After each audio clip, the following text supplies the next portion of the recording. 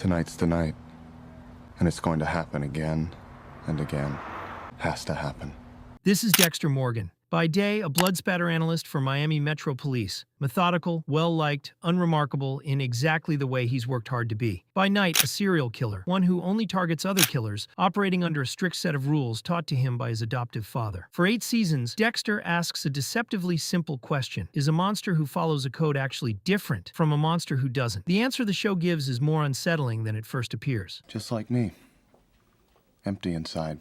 Dexter Morgan kills people, and somehow the show convinces you to root for him anyway. That's not because he's actually good, it's because everything about him, his morality, his emotions, even his sense of humor, was built from the outside in, by a father who saw what was underneath, and decided the only option was to give it rules. In this video, I'm breaking down Dexter Morgan, why his moral code was never really his own, why his entire personality is something he had to learn to perform rather than feel, why he split himself into 2 separate identities just to survive, and what the show is actually saying about how much of who we are is built versus born. I did the right thing in training you.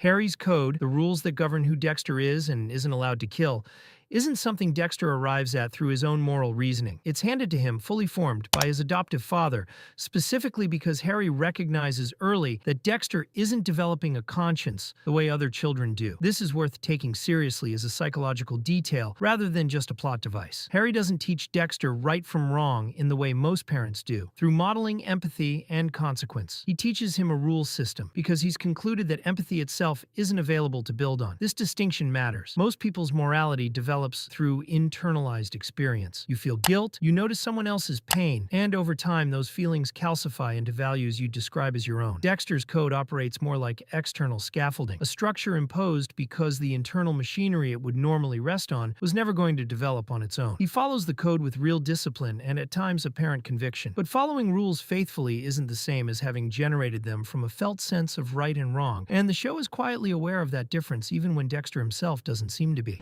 And that's my burden, I guess. But I don't blame my foster parents for that. Harry and Doris Morgan did a wonderful job raising me. Dexter refers to his violent impulses as his dark passenger, a separate presence riding along with him rather than a fully integrated part of who he is. This isn't just a poetic narration device. It reflects a real psychological strategy called compartmentalization, splitting off a part of yourself that feels too dangerous or unacceptable to hold alongside the rest of your identity, so the two can coexist without constantly threatening each other. For Dexter, this split isn't incidental. It's structural to how he functions at all. The blood spatter analyst, the loving brother, the eventual husband and father exist in one compartment. The killer exists in another, activated only under controlled conditions, aimed only at approved targets. This lets Dexter maintain relationships, hold down a job, and appear by most external measures functional, because the parts of him that would make that impossible are kept walled off rather than reconciled. The cost of this strategy is that nothing about Dexter ever really integrates. He doesn't become a whole person managing a dark impulse. He remains 2 systems running in parallel, and the show spends 8 seasons watching the walls between them slowly wear thin. I don't have feelings about anything, but if I could have feelings at all, I'd have them for Deb. One of the show's most specific and, frankly, unsettling choices is how openly Dexter narrates his own social performances. He describes consciously studying how to smile convincingly, how to feign interest in a conversation, how to mimic the emotional reactions everyone around him seems to produce automatically. This isn't shyness or awkwardness, it's closer to what's sometimes described in cases of significant early emotional deprivation or trauma, a person who never develops spontaneous effective responses and instead builds a functional substitute through observation and mimicry. What makes this genuinely complicated, rather than simply tragic or simply monstrous, is that the show doesn't let you settle on either read. Dexter's affection for his sister Deborah, and later Rita, his son Harrison, reads as performed in its mechanics but not necessarily false in its function. He protects them, prioritizes them, and appears to experience something when he's around them, even if he can't always locate exactly what that something is or trust that it counts as the real thing. The question the show keeps circling without ever fully answering is whether a feeling built through imitation eventually becomes indistinguishable from one that arrived naturally, or whether Dexter is simply better at hiding the absence than anyone around him realizes. Somebody else, get in there now. It's all right, little guy. You're safe now. The show is explicit that Dexter's psychology doesn't start with Harry's code.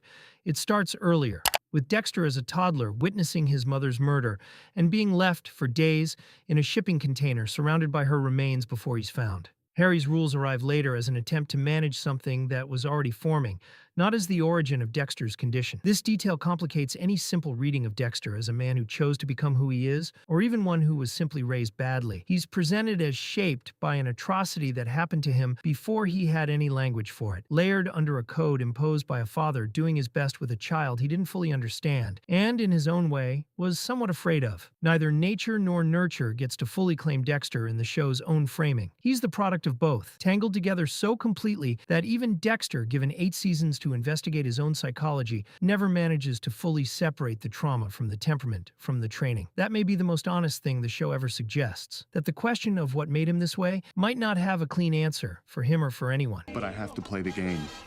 And after years of trying to look normal, I think I met the right woman for me. Dexter Morgan spends the whole show trying to prove that a monster can be managed. Rules can substitute for conscience, and performance can substitute for feeling. What the show never quite lets him prove is that any of it made him whole. He built a father's code into a cage sturdy enough to live inside. He never built a self secure enough to leave it. Dexter spent 8 seasons building a version of himself sturdy enough to survive on borrowed rules. If this video actually changed how you see a character you thought you already understood, that's exactly what this channel is here for. Hit subscribe if you want more of these, drop a like if it landed, and let me know in the comments who should get the next breakdown.